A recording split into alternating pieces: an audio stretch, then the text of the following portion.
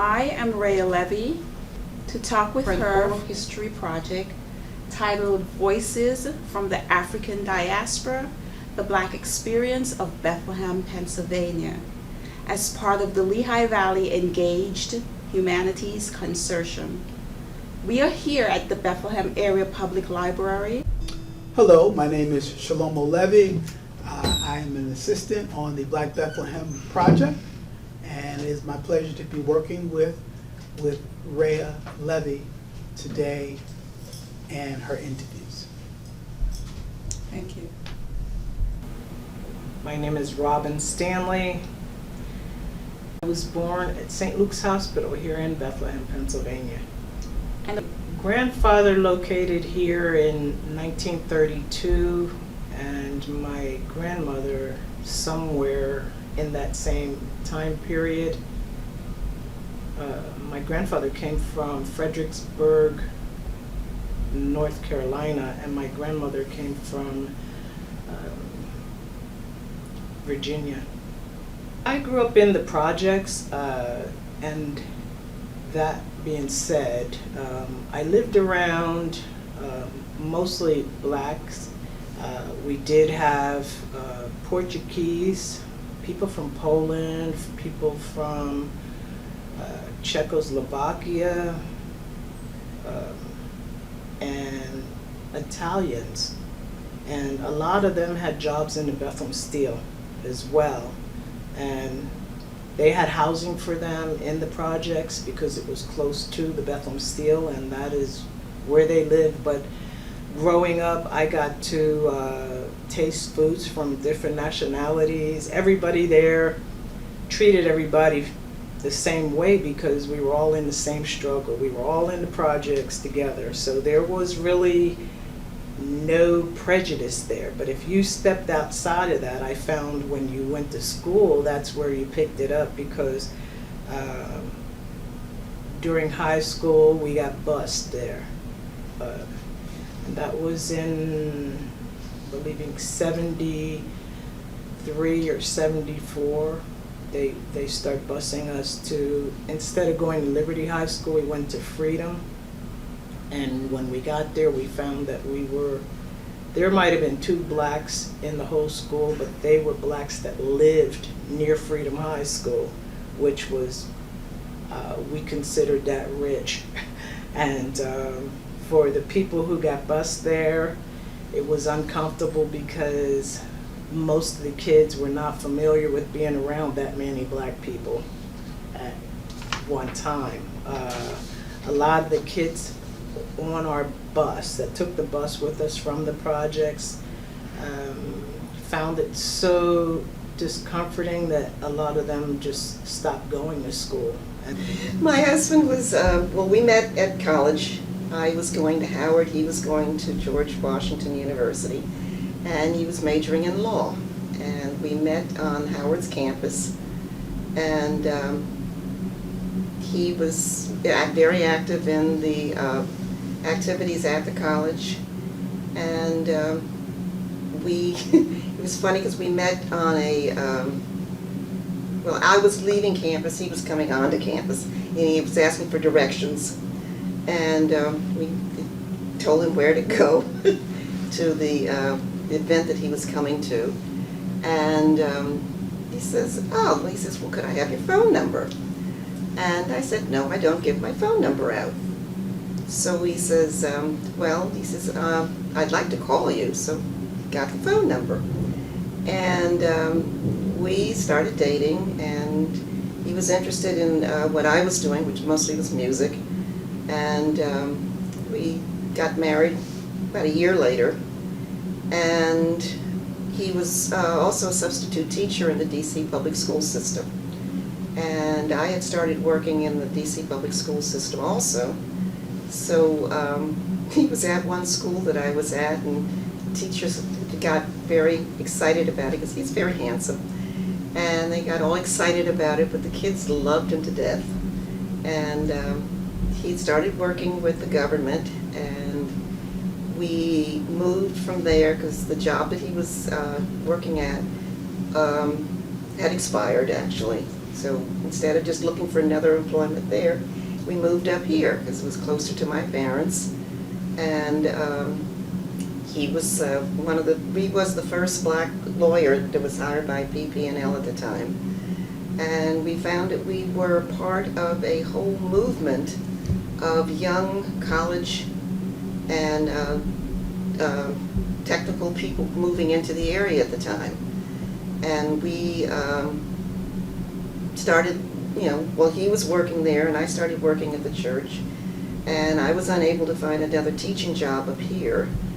So we just carried on as best we could, and we ended up finding out he was the first black attorney to be accepted by to go on to the Lehigh County Bar, and which was a shock to us because when we came here, there seemed to be a number of black people here and some black lawyers also, but they were just coming into the area for a while, and they either go back to Northampton County, but we were in Lehigh County, but they would go back to Philadelphia or wherever, but he ended up opening up his own law office here, so he became a self-employed lawyer, and I ended up helping him. Winston Chukwemeka Alozie, Alozie. And your first name? Winston. And what year were you born? 1987. Okay, and Winston, where were you born? I was born in Shreveport, Louisiana. Okay, and what year did your family move here to Bethlehem? We moved to Bethlehem January of 2001. Okay, and your family names? What is your So, parents' name? We moved there. There are 5, 6. There's 7 of us. Mm-hmm. My dad Bertram, my mother Lucy, Mm-hmm. myself, my sister Christine, my brother Chisholm, my brother Justin. His first name's Okezie, but we grew up calling him Justin. Oh, okay. And my baby sister Angeline. Okay. And why do you think your family moved here to Bethlehem as opposed to a bigger city? So my father's family lives in New York and New Jersey. Mm-hmm. My parents are from Nigeria. My dad's family, my dad came here to the States in the late 70s. And then as his other siblings came, they migrated to New York. They stayed in New York, found where it got really deep rooted there. And since more of them were there, we would go up there to visit and go up and travel. And when we would go and travel there, we would often pass through Pennsylvania, particularly in this area. And my dad was just enamored by the beauty of the area and how it was on the outskirts of where his people were. Mm-hmm. So we moved here to be closer to them. But although by the time we moved, all of our cousins who are somewhat older than us, not drastically, but like 3, 4, 5 years older than us, they were all kind of like grown up, and we were so far away that we never really were with them all the time anyway. Mm-hmm. My wife went to Liberty. I went to Freedom High School. Oh, you went to Freedom Yes. High School. Okay, okay. So tell me Mhm. about your Freedom experience. It was interesting. Okay. So I understood at the end of my 8th grade year that our school, Bronco, which still to this day the same thing happens, we split. Mm-hmm. So if you live on the eastern side of the South Side, you go to Freedom. If you go to if you live on the western side, you go to Liberty. Mm-hmm. It was interesting because at that time, I'm not sure where the line was, but it was very close to my house because I had friends who lived closer to Holy Infant. So I lived on Pierce Street. Mm-hmm. I had friends who lived by Taylor Street, so that's a 2-block difference. Mm-hmm. They went to Liberty. Mm-hmm. I had friends who lived by Touchstone Theater. They went to Liberty. But so I don't know what that line was, but that's what it was. People, there was a split there. So I lost most of my friends from middle school. Okay. Not all, but most of them. They went to Liberty, and for some of them, I never really talked to again. Mm-hmm. Especially those who I was close with. But a lot of the kids whom I had certain classes with, we went to Freedom together. Mm-hmm. And one of the things that I remember, I had a math teacher, Mr. Evancho. Mm-hmm. Like maybe 2 months in, he was like, Winston, I need to talk to you. Mm-hmm. So he pulled me up to his desk, and at that time at Freedom, it was before it was remodeled. I'm pretty sure that it was an old science class, so he had like a chemistry, like his front desk was like a chemistry lab station. Mm-hmm. And I stood up and went up to him, it was after class, he's like, I'm gonna take you out of this class. If you don't get out this year, next year you're gonna be upgraded to the applied. At that time, the sections were applied, academic, and honors. He said, you're going to go to the academic section, and I encourage you to try out for honors math. So I said, okay. He said, you shouldn't be in this class. I don't know. I think I know why they put you here, but I don't know why they put you here. And I believe without a doubt, because of what I have seen from other students who came from Brockle, and I don't know if it's because of how we're tested or what those, I don't know what those parameters are, but my math class was everybody that I knew that was at Freedom from Brockle, and then other kids whom I didn't know. And we were all in the lowest math section before you would go to special ed. So I remember that. But I had a great high school experience, don't get me wrong. I enjoyed school. I was a leader in school because the way I grew up, my parents are from Africa.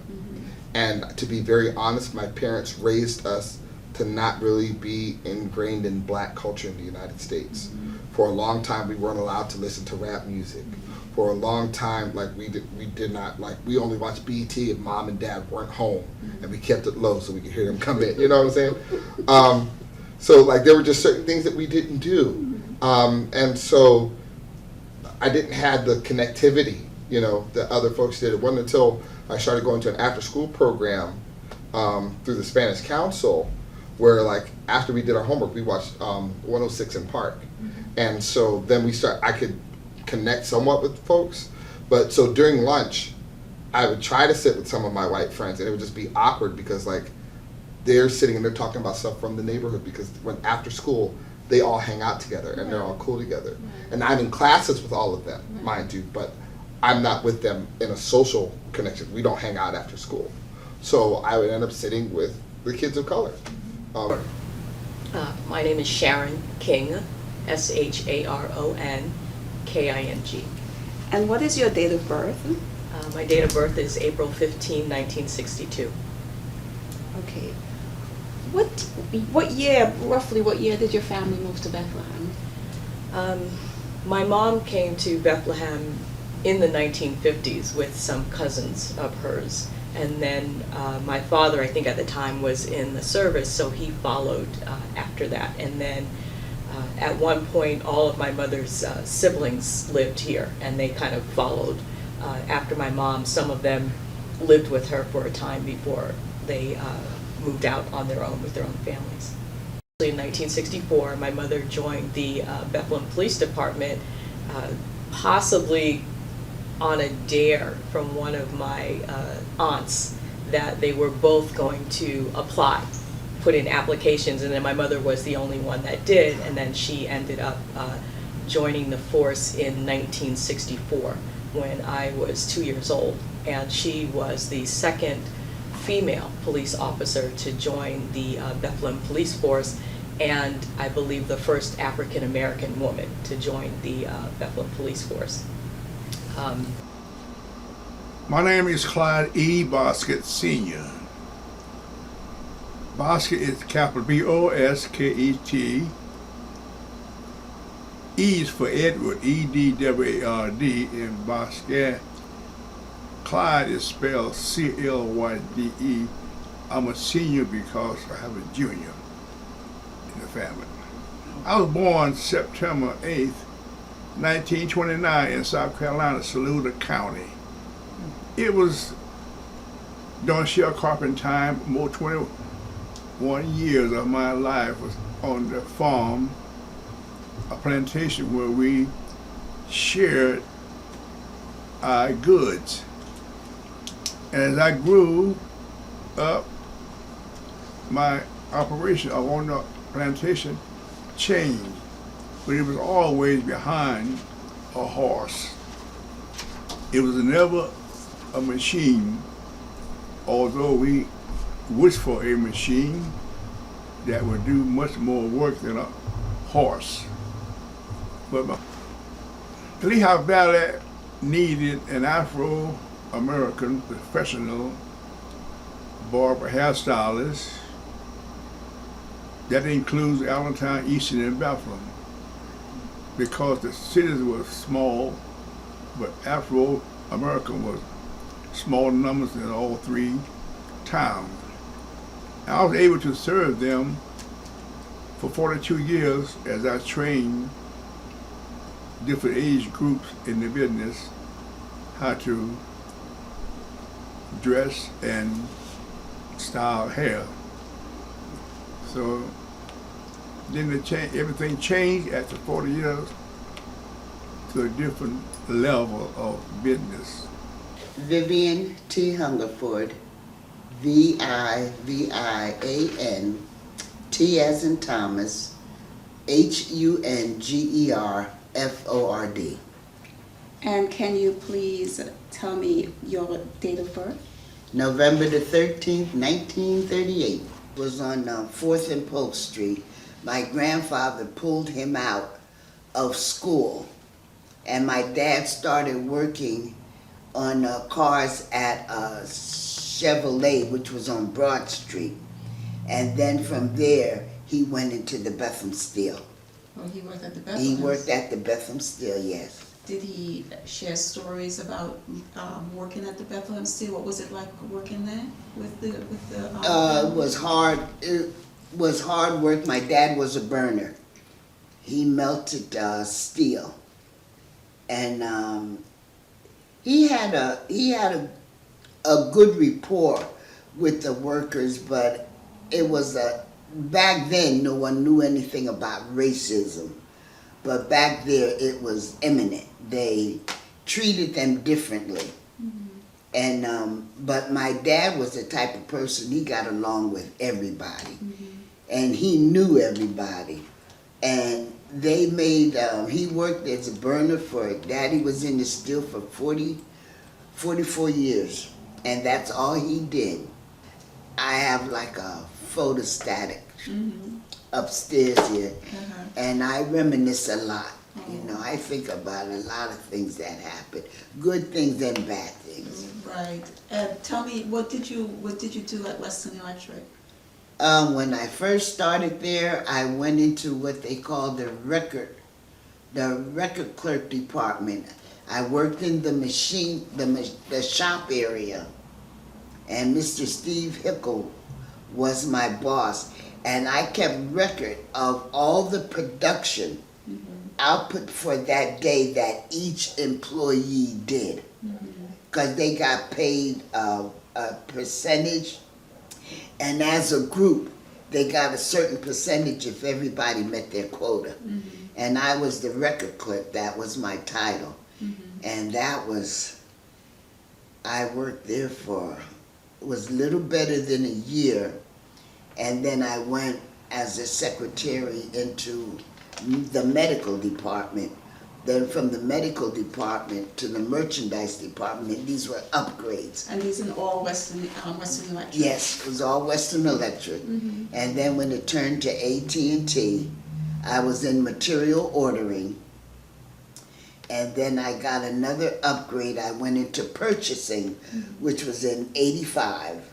And then they had just built out on Cedar Crest Boulevard. And I was there for the last 17 years of my tenure. So I worked there 37 years. 37 years. Yeah. Okay, Dr. Levy, you were just telling us about meeting your future husband, Harold Levy. What year did you get married? We got married in 1987. Here in Bethlehem? Yes, we were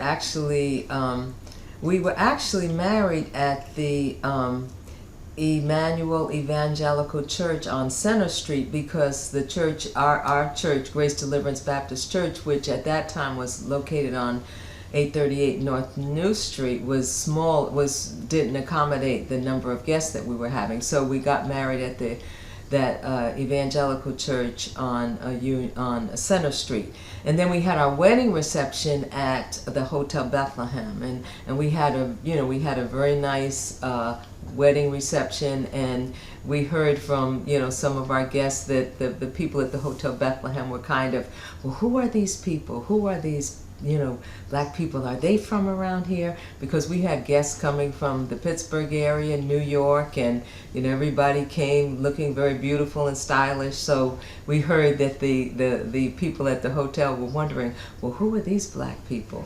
So it wasn't common for black people to have events at Hotel Bethlehem at that time? Maybe, probably not. I'm sure some did, but probably not to the scale that we had. But we had a very lovely event. Mhm.